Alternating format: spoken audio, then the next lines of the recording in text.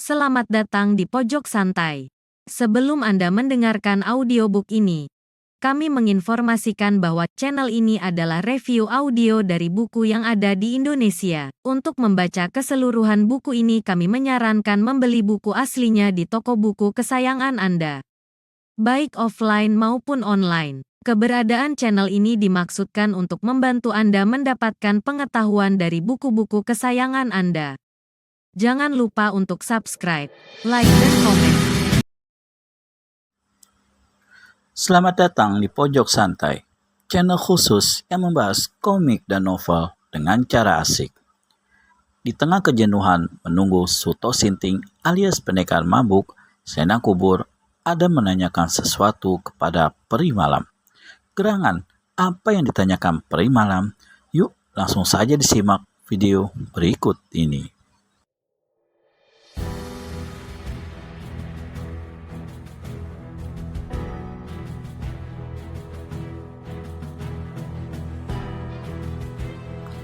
Selendang Kubur tarik napas panjang lalu berkata,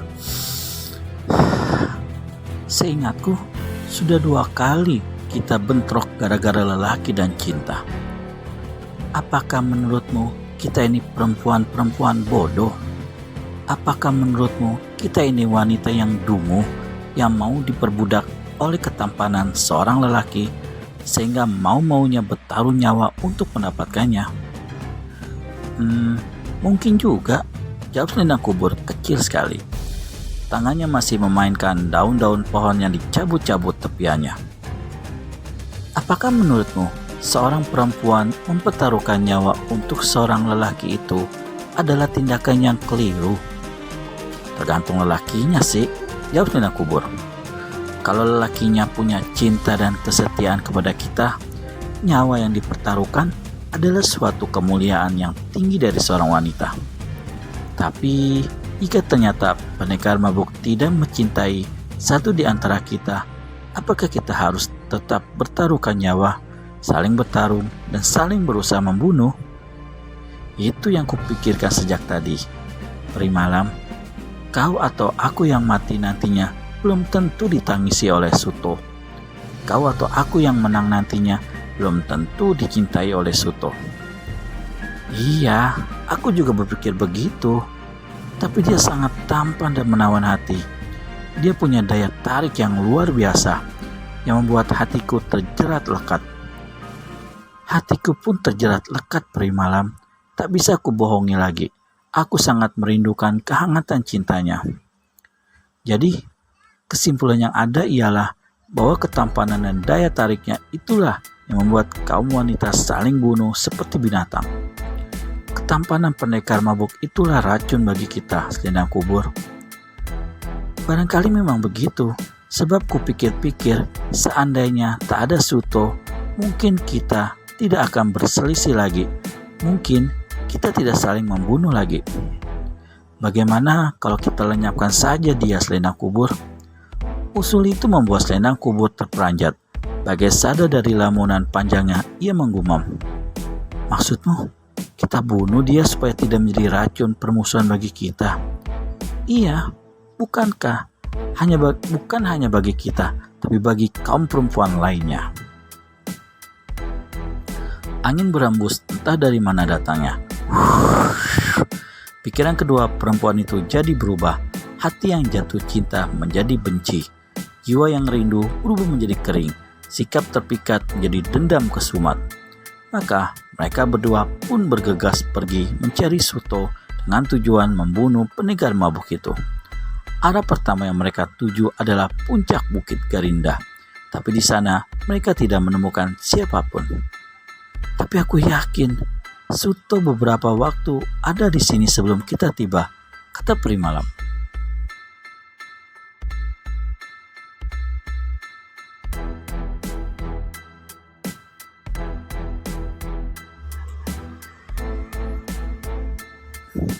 Dari mana kau tahu? Sisa bau keringatnya masih bisa tercium oleh hidungku, jawab peri malam sambil menghirup-hirup udara, mendengus-dengus ke sana sini. Sampai akhirnya arah hidungnya berhenti menghadap timur. Dia pergi ke arah timur. Kita kejar dia ke timur, selendang kubur. Cepat mereka melesat secepat angin dari barat. Hembusan angin dari barat membuat peri malam kehilangan penciumannya. Bau keringat pendekar mabuk tak terlacak lagi. Mereka kehilangan arah dan berhenti di salah satu gugusan tanah cadas yang membukit. Aku kehilangan penciumanku, kata peri malam. Bagaimana kalau kita kejar terus ke timur? Belum tentu dia ke sana. Mungkin membelok ke arah utara atau ke selatan. Mana kita tahu. Jika begitu, kita berpencar. Kau ke utara, aku ke selatan. Usus selendang kubur direnungkan sebentar oleh peri malam. Sesaat kemudian terdengar suara peri malam berkata, "Jika aku ke utara, kau ke selatan, lantas siapa yang ke timur?" Tiba-tiba terdengar jawaban di belakang mereka. "Aku." Sentak kedua perempuan itu palingkan muka ke belakang dan terperanjat mereka melihat saut wajah cantik dengan rambut acak-acakan telah berdiri tegak dengan sepasang kaki sedikit merentang. Wajah berambut acak-acakan itu mengenakan pakaian ketat warna ungu muda dengan ikat pinggang kuning. Ia juga menyandang pedang gading di punggungnya dengan wajah dan sorot pandangan mata berkesan beringas.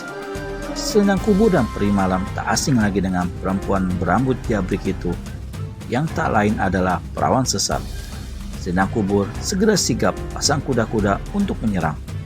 Peri malam hanya pasang kewaspadaan yang sewaktu-waktu tangan dan kakinya siap hadapi serangan pula. Tapi perawan sesat tampak tenang-tenang saja. Apa maksudmu ikut menjawab percakapan kami, perawan sesat?" Sentak peri malam dengan mata tak bergeser sedikit pun dari wajah cantik berkesan beringas itu.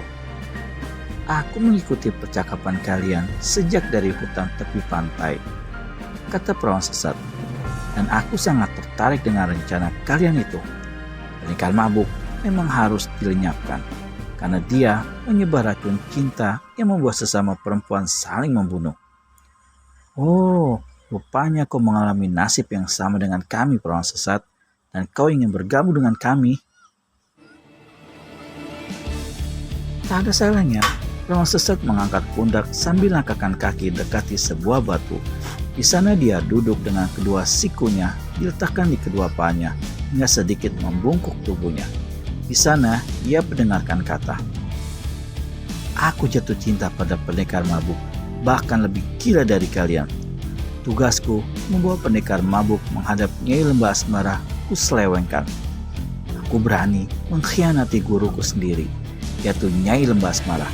Aku berani melawan kekuatan Maharani dan Putri Alam Baka sampai aku terluka dalam dan diselamatkan oleh Pramal Pikun. Semua itu kulakukan karena kegilaanku terhadap Suto." Perawan sesat membayangkan semua itu dalam satu renungan yang menyimpan bara dendam. Untuk lebih jelasnya, silakan nonton Pendekar Mabuk dalam episode Murka Sang Nyai. Kejap berikutnya, ia ucapkan kata lagi, "Sampai sekarang, hatiku masih disiksa rindu dan hasrat ingin bercumbu. Semua itu gara-gara pendekar mabuk, si murid Sinting itu. Untuk itu, aku harus melenyapkannya." Selendang kubur angkat bicara, "Tapi kau masih harus berhadapan denganku, perawan sesat. Kau masih hutang banyak nyawa padaku, karena kau telah banyak menewaskan saudara-saudara seperguruanku." "Oh, kau dari perguruan Merpati Wingit?" "Ya," jawab selendang kubur dengan mata menantang. "Mereka mati gara-gara Suto Sinting. Jadi tuntutlah Suto, jangan aku." "Di tanganmu, mereka mati bangsat," untas selendang kubur. Rupanya ia semakin terpancing dendam kesumatnya hingga bergegas untuk melepas kain selendang pusakanya. "Tahan!" Peri malam mencoba menengahi perselisihan itu dengan maju satu tindak berada di antara perawan sesat dan selendang kubur. Peri malam pun ucapkan kata, "Kalau kalian berdua punya perhitungan pribadi, lakukan perhitungan itu setelah kita selesaikan masalah Suto." Perawan sesat tarik napas sesaat lalu berkata dengan suara serak, "Aku tak keberatan kalau memang kau ngotot ingin balas padaku, selendang kubur. Aku siap menghadapimu kapan saja. Tapi jangan salahkan diriku jika kau harus kehilangan kepalamu." Selendang kubur menggeram, Matanya menyipit benci saat ia ucapkan kata, "Kalau bukan karena tujuan yang sama, sudah kuhancurkan mulut busukmu itu orang sesat." Primala menyaut, hancurkan nanti saja." Aina sedang kubur kendurkan ketegangannya. Bagaimana selanjutnya rencana 3 pendekar wanita ini? Temukan jawabannya di video selanjutnya hanya di channel Pojok Santai. Segera subscribe dan tekan tombol lonceng untuk mendapat notifikasi video terbaru dari kami. Terima kasih dan sampai bertemu kembali.